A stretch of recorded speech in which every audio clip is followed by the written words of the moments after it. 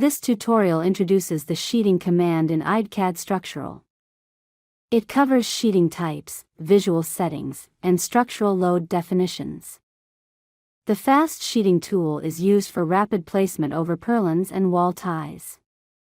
You'll also see how to manually model sheeting between structural elements and how to create custom-shaped panels using the Polygonal sheeting command.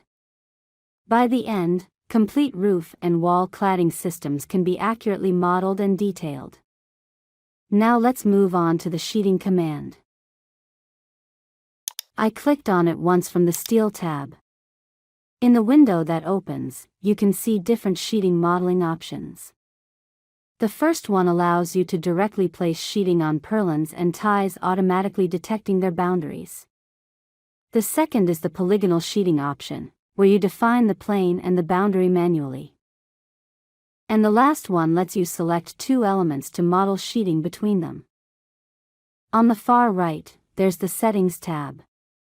I clicked it once.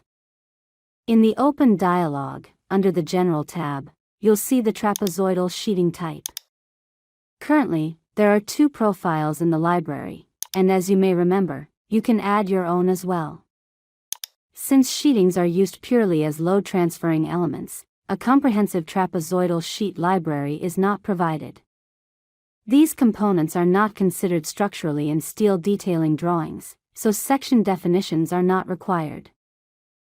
You can also adjust the visual appearance of the sheeting in the perspective view from here.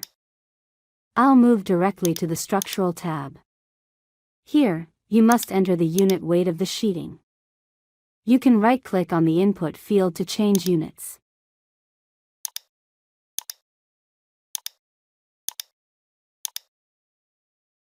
Similarly, for live load definitions, you'll see options in the drop-down list.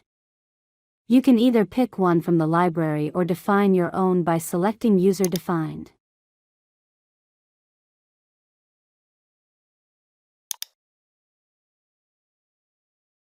Another feature here is wind load definition. Normally, the software automatically calculates wind loads based on current design codes. But if you're applying wind loads outside the supported codes, you can manually input the calculated values under the user-defined section for both positive and negative directions.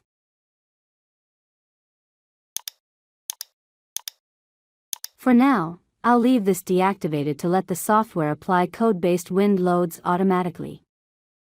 I clicked OK.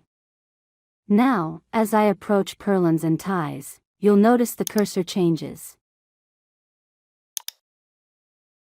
By simply using the middle mouse button to repeat the last command, I can quickly model the sheeting.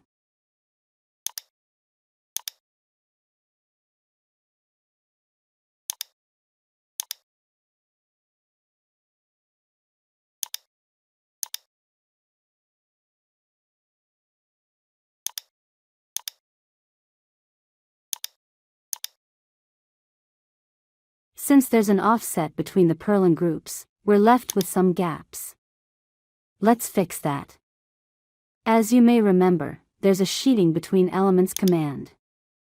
I selected the first and second purlins, and the sheeting was placed accordingly.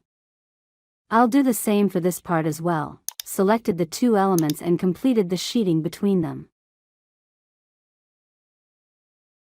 Now let's try the polygonal sheeting command.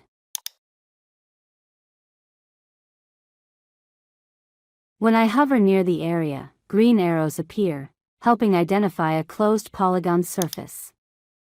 I clicked once to set the plane, then selected the first element and the second. And then right-clicked to place the sheeting. As you can see, there's no slope in this example, so defining the plane was easy. But as long as you're able to create a closed polygon with your selected elements, the software will correctly model the sheeting regardless of slope. So the sheeting modeling is now complete. Thanks for watching. Don't forget to like, subscribe, and explore the knowledge base for more tips. See you in the following video.